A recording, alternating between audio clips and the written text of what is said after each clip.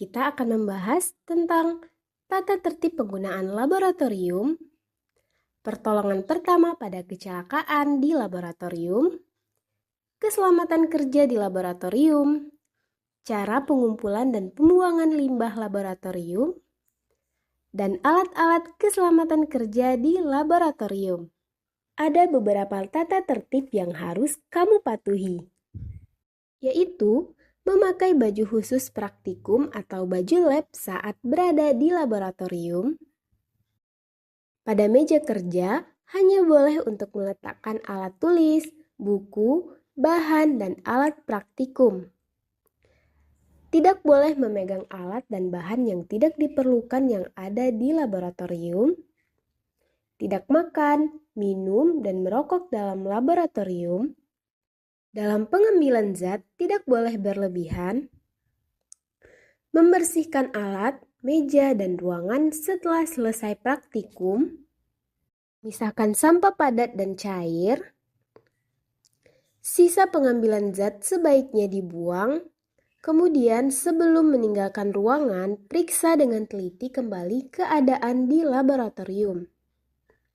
Selanjutnya yaitu pertolongan pertama pada kecelakaan di laboratorium. Yang pertama yaitu pada luka. Pada luka lecet, sebaiknya dibersihkan luka dengan air dingin atau hangat yang mengalir, bukan dicelupkan. Kemudian, gunakan antiseptik untuk membantu membersihkan luka. Luka diberi betadin dan ditutup dengan kasa steril dan diplaster atau dibalut. Pada luka iris atau luka yang disebabkan benda tajam seperti pisau atau pecahan kaca, sebaiknya dibersihkan dengan air matang yang bersih, diberi obat merah atau antiseptik, dirapatkan dan dibalut atau ditutupi plaster atau kain kasa yang bersih. Kemudian pada luka tusuk, yaitu luka yang disebabkan oleh benda berujung runcing seperti paku, jarum, atau tertikam. Nah, pada luka ini sebaiknya dibersihkan, ditutup, dan korban dibawa ke puskesmas atau rumah sakit untuk mendapatkan suntikan anti-tetanus. Selanjutnya, pada luka memar, yaitu luka yang tertutup di mana kerusakan jaringan di bawah kulit disertai dengan pendarahan dari luar yang tampak kebiruan. Nah, penanganannya yaitu dengan dikompres air hangat dan air dingin secara bergantian dan meninggikan bagian yang luka.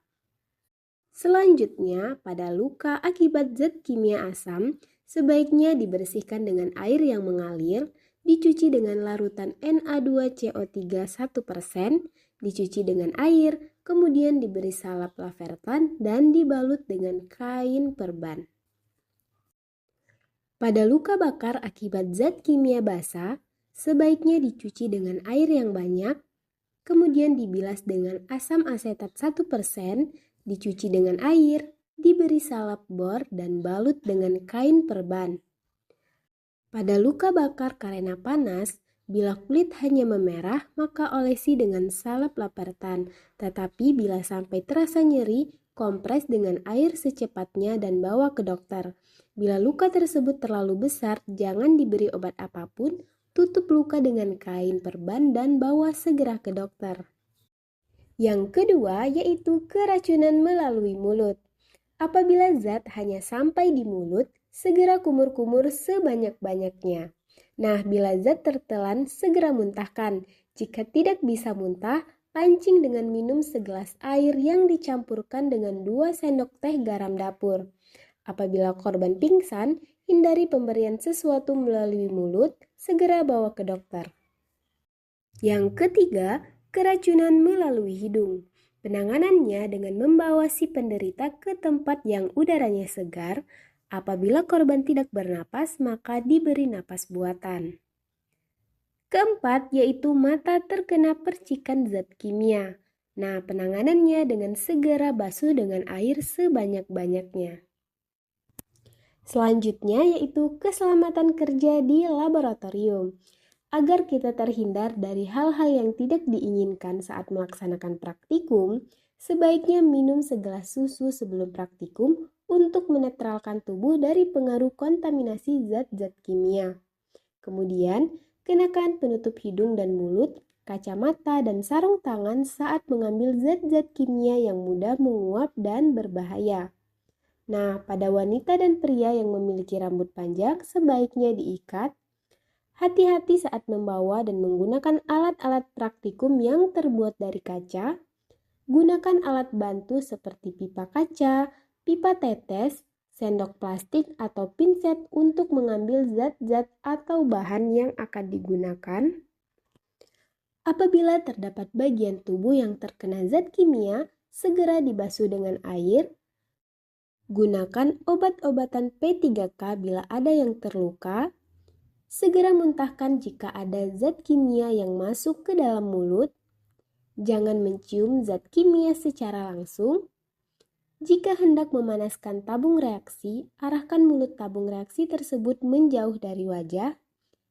Bila terjadi kebakaran, segera padamkan dengan alat pemadam kebakaran atau tutup dengan lap tebal yang sudah dibasuh. Selanjutnya, cucilah tangan dengan sabun setelah praktikum.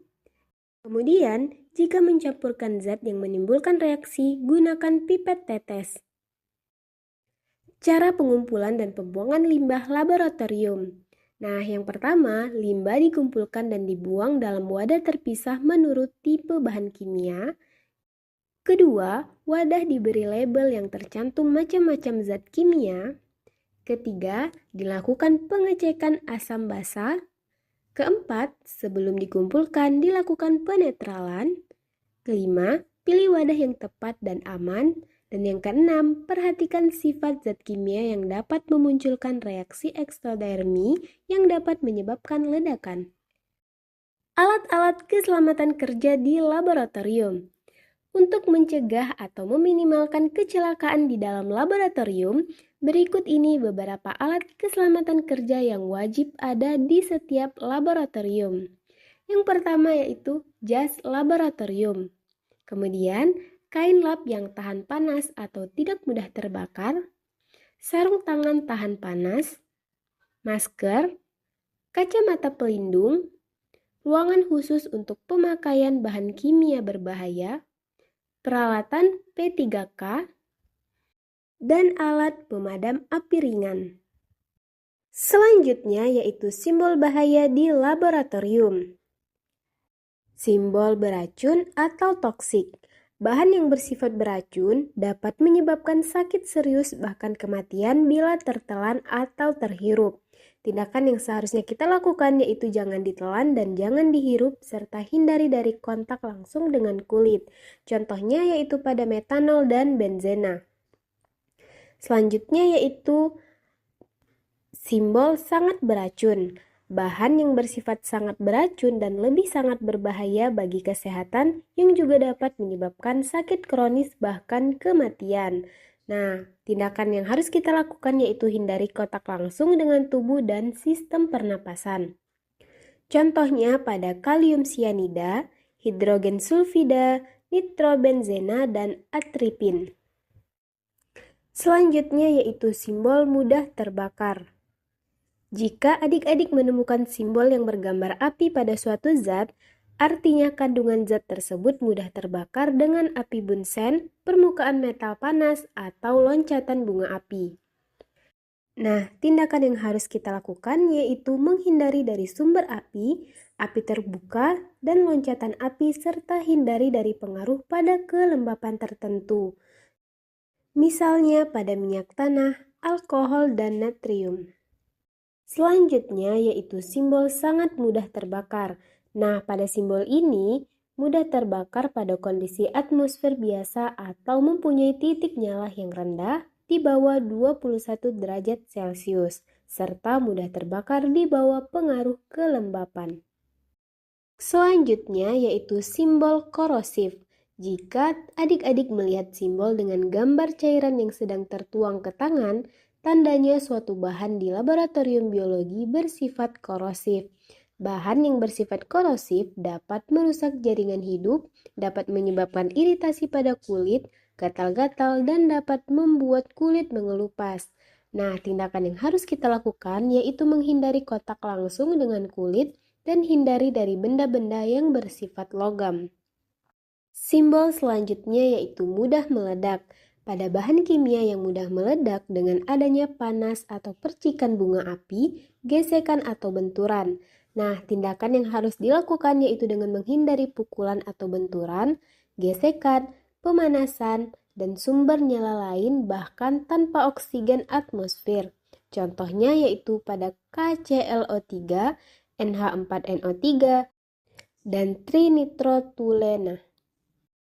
Kemudian, berbahaya bagi lingkungan. Pada bahan kimia yang berbahaya bagi satu atau beberapa komponen lingkungan dapat menyebabkan kerusakan lingkungan. Tindakan yang harus kita lakukan yaitu menghindari kontak atau bercampur dengan lingkungan yang dapat membahayakan makhluk hidup.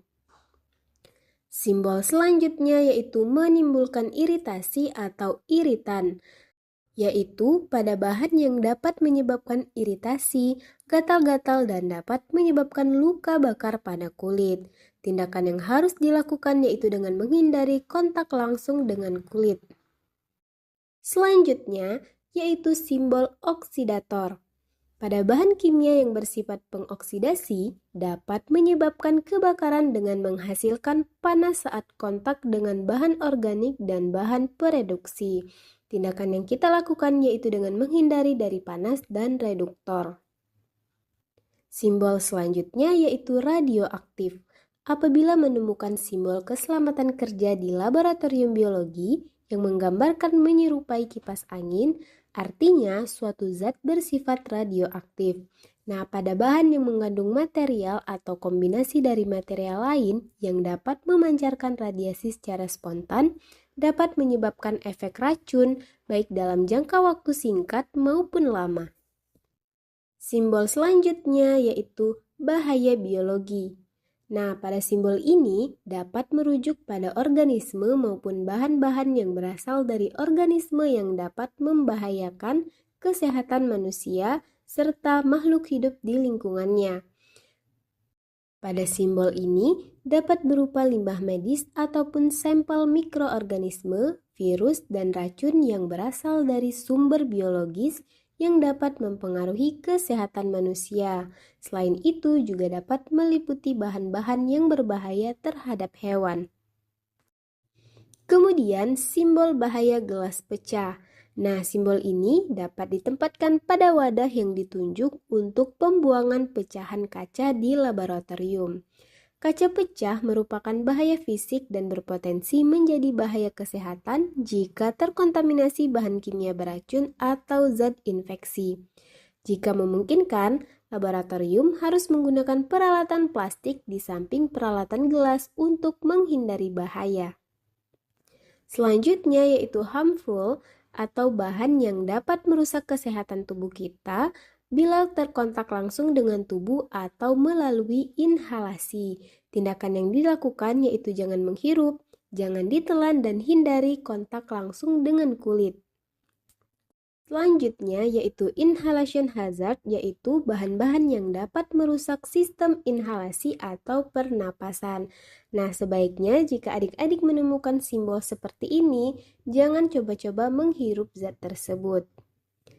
Selanjutnya yaitu simbol poison yang digunakan pada transportasi dan penyimpanan bahan-bahan kimia yang belum tentu berbentuk gas. Selanjutnya yaitu poison gas digunakan pada transportasi dan menyimpan material gas. Jadi baik, perkenalkan nama saya Ito. Saya dari Teknik Elektro mewakili kelompok 3. Saya ingin menjelaskan tentang keselamatan dan kesehatan kerja di ruangan laboratorium biologi. Di dalam ruangan laboratorium biologi ada peraturan, yaitu menjaga semua peralatan biologi dengan baik, selalu menggunakan alat pelindung diri, menjaga kebersihan ruangan agar tetap aman dan nyaman. Di ruangan laboratorium biologi ada alat pelindung diri seperti jas dan masker. Kelebihan dan kekurangan. Kelebihan, ruangannya nyaman, peralatan yang sederhana, dan ruangan selalu bersih. Kekurangan, peralatan kurang lengkap, penetapan perawatan kurang dan pencahayaan kurang. Mohon maaf mungkin ada kata yang kurang berkenan. Sekian dan terima kasih.